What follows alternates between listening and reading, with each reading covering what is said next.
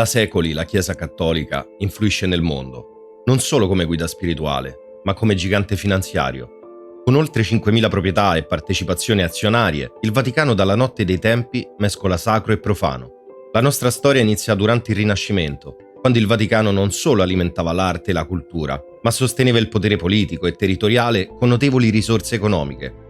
Per mantenere queste risorse, la Chiesa adotta una strategia tanto efficace quanto spietata: la vendita delle indulgenze. Un sistema che permette ai fedeli di comprare il perdono dei loro peccati. Tu paghi e in cambio ricevi una promessa di clemenza divina. Il prezzo dipende dalla gravità del tuo peccato. E così il denaro fluisce nelle casse del Vaticano, ma quel sistema sfugge di mano, l'abuso diventa la regola e la corte papale si perde nel lusso. Da questa corruzione nasce la riforma di Martin Lutero, che denuncia tutto e scatena un terremoto spirituale e finanziario. La Chiesa per 2 secoli si porta dietro quella ferita profonda, fino all'arrivo di una nuova crisi. È il 1789, la Francia è in rivolta. La rivoluzione non solo abbatte la monarchia, ma innesca un periodo di disordine che scuote l'intera Europa. In questo contesto si afferma la figura di Napoleone Bonaparte e 9 anni dopo le sue truppe invadono Roma, proclamano la Repubblica Romana e mettono fine al dominio papale. In quel frangente Papa Pio VI viene catturato per poi morire in esilio in Francia. Il potere della Chiesa cattolica sembra quasi dissolversi, ma la storia del Vaticano è fatta di resistenza e dopo il congresso di Vienna del 1815 gli stati pontifici vengono restituiti, ma il Vaticano è sull'orlo del collasso e deve trovare assolutamente una via di salvezza. In piena crisi finanziaria, la Chiesa si rivolge a un alleato impensabile, la famiglia Rothschild, che già nel 1830 era una dinastia bancaria che controllava la finanza internazionale, radicandosi in tutte le principali capitali europee e prestando denaro agli stati in grave difficoltà. Quell'accordo suscita reazioni violente all'interno della Chiesa. Da una parte si riconosce la necessità vitale del prestito, ma dall'altra si grida al tradimento coi capi dell'ebraismo internazionale, o come li chiamavano loro, i discendenti degli assassini di Cristo. Nonostante i contrasti, Papa Gregorio XVI si rivolge a quel banchiere, il più potente, James de Rothschild, che diventa il banchiere ufficiale del papato. Ma in quel frangente James non è solo. C'è suo fratello Carl, che gestisce la sede di Napoli e si reca frequentemente a Roma per discutere d'affari direttamente col Papa. La famiglia Rothschild concede un prestito colossale, parliamo dell'equivalente di 40 milioni di euro attuali. E grazie a questo denaro la Chiesa riesce a ristabilizzarsi, a riprendere fiato, per poi progettare delle riforme finanziarie che garantiscono la sua sopravvivenza. Sotto l'influenza di quella famiglia di banchieri, il Vaticano avvia una serie di riorganizzazioni economiche, volte a proteggere i propri beni e garantire una stabilità economica senza precedenti. Infatti per farlo l'obolo di San Pietro non basta più, e così si sceglie una strada inedita, quella della vendita di obbligazioni ai fedeli. Con questi strumenti finanziari il Vaticano raccoglie denaro dai credenti e li trasforma in finanziatori con la promessa di rimborso con interessi. La mossa successiva è quella di diversificare, investendo in immobili a Roma e sfruttando una nuova opportunità, quella di scommettere sulle azioni della Banca di Roma sperando di accrescere il capitale. Quella mossa è vincente. Nel giro di pochi anni i profitti crescono e trasformano il Vaticano in un attore protagonista della finanza. Quella potenza economica mostra la Chiesa sotto una nuova veste e nel 1914, con l'Europa sull'orlo della Prima Guerra Mondiale, porta la Germania a riconoscere il valore dell'alleanza con la Santa Sede. La strategia tedesca è un supporto finanziario diretto al Papa, ma per evitare critiche internazionali si opta per un canale più discreto: una serie di fondi mascherati da obolo di San Pietro trasferiti tramite banche svizzere. E anche il Ministero degli Esteri tedesco invia dei fondi al Vaticano. Loro lo fanno da un fondo di propaganda, mentre l'Austria fornisce dei sussidi segreti destinati sempre a Benedetto XV. Il Vaticano, consapevole di questa rete di finanziamenti, diventa un crocevia ideale per operazioni di denaro occulto. In questo contesto la Chiesa ha un forte bisogno di una guida esperta, ed è qui che entra in scena Bernardino Nogara, un uomo che si distingue per la sua intelligenza nel settore minerario e bancario. Siamo arrivati al 1929 e la vita di Bernardino Nogara cambia radicalmente. I patti lateranensi voluti da Mussolini, oltre alla nascita della città del Vaticano, portano con sé 750 milioni di lire in contanti e 1 miliardo di lire in titoli di Stato. Con quell'improvviso aumento di capitale, Nogara diventa il banchiere del Papa, ma la sua ascesa è accompagnata da un periodo molto critico. L'economia mondiale è devastata dalla Grande Depressione. Il crollo del 29 annienta ogni speranza di ripresa. 3 anni dopo l'Europa intera è colpita da quella crisi economica. Il Vaticano vede diminuire i propri beni del 30%. A quel punto Papa Pio XI capisce la gravità della situazione e concede a Nogara pieni poteri per salvare le finanze. Ed è quindi Nogara che si trova di fronte alla più grande sfida della sua carriera: decide di agire e propone a Papa Pio XI un'idea molto audace: proclamare il 1933 come anno santo. Questa mossa ha due scopi. La prima è stimolare le donazioni dei fedeli, la seconda creare un senso di rinnovamento spirituale in un mondo scosso dalla crisi. Ma Nogara non si limita a questo e inizia ad accumulare delle riserve auree, descrivendole come bene rifugio contro manipolazioni economiche. Poi si dedica all'acquisto di immobili in Francia, Gran Bretagna e Svizzera, approfittando dei bassi prezzi generati dalla crisi economica. E per finire trova un'opportunità d'arbitraggio nei titoli di Stato, creando una rete di società di comodo per gestire discretamente le operazioni. La sua abilità permette al Vaticano di evitare un ulteriore crollo finanziario e nel 1936 i beni immobiliari della Chiesa iniziano a salire di valore in modo esponenziale e con la ripresa economica in corso Nogara diventa uno degli uomini più influenti e potenti del Vaticano. Ma l'11 settembre 1939, con la Germania che invade la Polonia, il panorama geopolitico cambia radicalmente. Nogara percepisce l'urgenza di proteggere le ricchezze del Vaticano e decide un trasferimento dei beni in paesi neutrali, come la Svizzera e gli Stati Uniti. La situazione si complica ulteriormente quando gli Stati Uniti, inizialmente isolati, entrano nel conflitto dopo l'attacco giapponese a Pearl Harbor. La conseguenza per l'economia mondiale è devastante. Gli Stati Uniti iniziano con delle sanzioni economiche verso la Germania, il Giappone, l'Italia. In questo momento critico, gli investimenti strategici negli USA fatti da Nogara si rivelano però un colpo da maestro, riuscendo ad ottenere delle esenzioni dalle sanzioni economiche. La ristrutturazione finanziaria del Vaticano per Nogara non si limita a questo, ma lui stesso riconosce la necessità di creare una banca propria. E così il 27 giugno del 1942 fonda l'Istituto per le Opere Religiose, lo IOR, o noto come Banca Vaticana. Questa nuova istituzione si distingue subito per la sua operatività nell'ombra, è priva degli obblighi di rendicontazione pubblica, non prevede tasse sui conti, oltre alla possibilità di distruggere documenti ogni 10 anni, rendendo così lo IOR un luogo ideale per chi cerca di nascondere e riciclare denaro. Tutto questo nasce con il conflitto mondiale in pieno svolgimento e con la sconfitta dei nazisti sempre più vicina. E nel 1945 i funzionari del regime si rivolgono proprio alla Banca Vaticana per trasferire le loro immense ricchezze. Si stima che i nazisti abbiano rubato l'equivalente di 598 milioni di dollari in oro e circa 200 milioni di franchi svizzeri vengono passati dallo IOR verso il Sud America. Tuttavia il coinvolgimento del Vaticano non si limita a garantire la sicurezza delle ricchezze rubate e sotto la direzione di Nogara la Chiesa inizia a offrire assistenza ai fuggitivi nazisti facilitando le loro fughe verso il Sud America. Ci sono legami tra l'arcivescovo Antonio Cagliano, un alleato di Juan Domingo Perón, e le reti di fughe naziste, che suggeriscono un ruolo attivo del Vaticano nella collaborazione con nazisti di alto rango per aiutarli a fuggire dall'Europa. E nel contesto dell'Europa distrutta dalla Seconda Guerra Mondiale, Bernardino Nogara riconosce anche che la Chiesa deve adattarsi per affrontare le sfide di ricostruzione e le opportunità che si presentano. E con le città ridotte a macerie, la Chiesa decide di investire in due settori chiave, l'edilizia e il settore bancario. In questo momento della storia, l'immobiliare emerge come una scelta molto più che strategica. C'è un esempio chiave del 1956, quando la Chiesa vende terreni all'Italia in preparazioni per le Olimpiadi estive, guadagnando cifre enormi. Contemporaneamente, mentre la Banca Vaticana espande il suo impero finanziario, emerge la necessità di figure con competenze legali e finanziarie, ma di tipo internazionale. Ed è qui che entra in gioco Michele Sindona, un finanziere ambizioso, noto per la sua astuzia e scaltrezza. Sindona nasce in una famiglia povera nella Sicilia degli anni '20, ma già a 30 anni si trasferisce a New York, dove entra in contatto con i Gambino, una delle famiglie mafiose più potenti degli Stati Uniti. Nel 1957 diventa poi un associato di fiducia dei Gambino e si occupa della gestione dei profitti derivanti dal traffico di eroina. La sua abilità nel massimizzare i profitti si dimostra preziosa anche per il Vaticano, che ha bisogno di esperti capaci di navigare nel panorama finanziario dell'epoca. La prima volta che viene messo alla prova è nel gennaio del 59, quando il Cardinal Montini, futuro Papa Giovanni XXIII, si impegna nella costruzione della Chiesa Madonnina, una casa di riposo per anziani.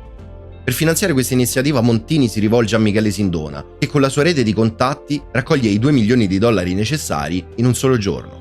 Questa efficienza nel muovere denaro rappresenta un importante passo per la Chiesa, permettendole di cogliere opportunità di guadagno nel panorama finanziario globale. E mentre le finanze del Vaticano continuano ad espandersi, la Chiesa decide di promuovere a presidente della Banca Vaticana, cioè lo IOR, il cardinale Paul Marcinkus. L'eredità lasciata da Nogara è imponente e Marcinkus sa di dover affrontare una grande sfida per mantenere e soprattutto accrescere le finanze del Vaticano. E per raggiungere questo obiettivo si circonda di figure influenti, come il già citato Michele Sindona, insieme a Roberto Calvi, due dei nomi più importanti nel panorama bancario italiano. Sindona e Calvi, colta l'occasione, fondano la Cisalpine Overseas Bank, con sede alle Bahamas, un istituto usato come canale per i fondi vaticani e per eludere le rigorose normative italiane. E con il supporto della Chiesa, Calvi e Sindona intraprendono una vera e propria corsa all'acquisto di attività strategiche. Tra queste c'è la centrale finanziaria per Calvi e l'acquisto di Sindona del The Daily American, quotidiano inglese con sede a Roma, quotidiano suggerito proprio a Sindona dall'ambasciatore americano Graham Martin. Ma il culmine arriva con l'acquisizione della Franklin National Bank, al tempo 18ª banca più grande degli Stati Uniti. L'operazione, controllata da Sindona, lo consacra come magnate bancario negli Stati Uniti d'America. Tuttavia, dietro il velo di successo si celano spesso rischi e vulnerabilità importanti. Infatti, dopo l'acquisizione della Franklin, Sindona intraprende diverse operazioni di cambio valuta ad alto rischio e col tempo la banca comincia a soffrire di ingenti perdite, accumula milioni e milioni di dollari in debiti e il ritiro dei depositi arriva al 24%. Così, in un tentativo disperato di mascherare le perdite, Sindona cerca di fondere diverse banche italiane, sperando che il prestigio della Franklin possa attirare un salvataggio governativo. Il 13 ottobre 1974 la situazione diventa irrecuperabile. La Franklin National Bank è dichiarata insolvente, una data che segna il più grande fallimento bancario della storia americana fino a quel momento. E con il crollo della banca, l'impero di Sindona comincia a sgretolarsi. Le autorità italiane liquidano i suoi beni e avviano le pratiche per la sua estradizione dagli Stati Uniti. Nel frattempo il Dipartimento di Giustizia americano inizia ad indagare su di lui, cercando di incriminarlo per pratiche finanziarie fraudolente. Mentre Sindona affronta la sua rovina, Roberto Calvi coglie l'opportunità e inizia a recuperare i beni e le azioni che il suo ex partner possiede nelle varie società e banche, diventando così il maggiore azionista di numerose entità finanziarie. E questo consolida la sua figura e il suo controllo sul business internazionale del Vaticano. Calvi inizia a manovrare Banca Vaticana e Banco Ambrosiano al punto da trasferire enormi somme di denaro nelle banche offshore. Si parla di un prestito o investimento da parte dello IOR di 175 milioni di dollari in società offshore controllate da Calvi. Ma nonostante questo Sindona non è disposto a ritirarsi senza combattere e sotto la pressione inizia a minacciare Calvi, cercando di ricattarlo per ottenere assistenza finanziaria. Calvi è pressato da quella situazione e cede alle richieste, trasferendo 500.000 dollari sul conto di Sindona. Ma le minacce del banchiere siciliano continuano e la situazione di Roberto Calvi diventa insostenibile. La pressione legale pubblica aumenta, con Sindona che racconta ai giornalisti dei conti bancari svizzeri segreti proprio di Roberto Calvi. E nella notte del 10 giugno 1982, Calvi scappa dall'Italia per raggiungere Londra attraverso un volo dall'Austria. Lì, nella capitale inglese, si rifugia in un appartamento al Chelsea Cloister, una pensione di South Kensington dove trascorre gli ultimi 3 giorni della sua vita. Infatti, il 17 giugno 1982, il suo corpo viene trovato appeso sotto il ponte dei Frati Neri a Londra. Le circostanze misteriose della sua morte sono il centro di uno scandalo finanziario che coinvolge una frode da 790 milioni di dollari del Banco Ambrosiano, minacciando di esporre una rete di corruzione internazionale. E quell'evento costringe il Vaticano a prendere una posizione, distaccandosi dalla macchia dello scandalo e riconoscendo pubblicamente che la collaborazione con Calvi era stata un errore. Il 30 marzo 85 Michele Sindona viene estradato in Italia, stavolta senza la protezione da parte dei suoi ex alleati. E la successiva morte per avvelenamento da cianuro va a confermare i sospetti dei mandanti. L'immagine di un caffè avvelenato rivela una vendetta calcolata, mirata a silenziare una voce molto pericolosa.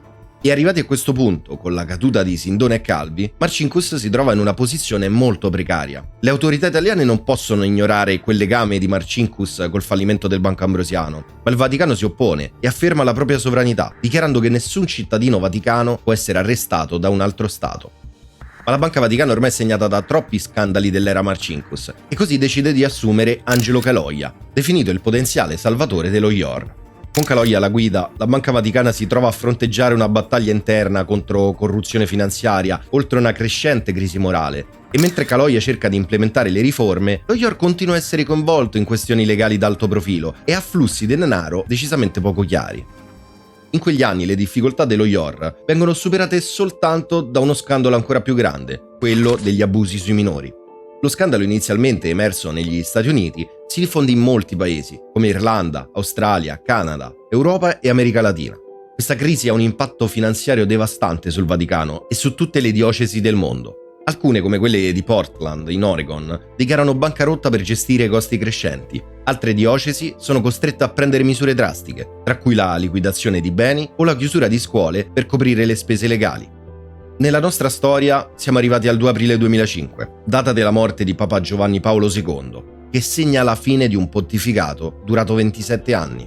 Il conclave per l'elezione del nuovo Papa si svolge in un clima di profonda sfiducia. Il nuovo pontefice deve affrontare la riforma della Chiesa, la risposta alle richieste di giustizia da parte delle vittime degli abusi e la riconciliazione dei fedeli.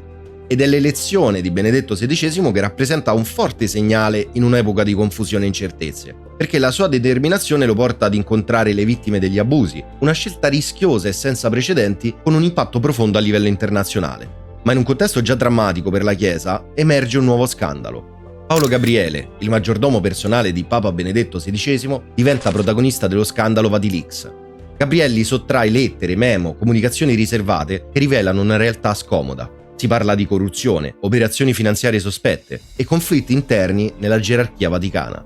Questa fuga di notizie infligge un colpo mortale all'immagine del Vaticano. Le rivelazioni attirano l'attenzione dei media e costringono la Chiesa a fronteggiare una crescente pressione pubblica.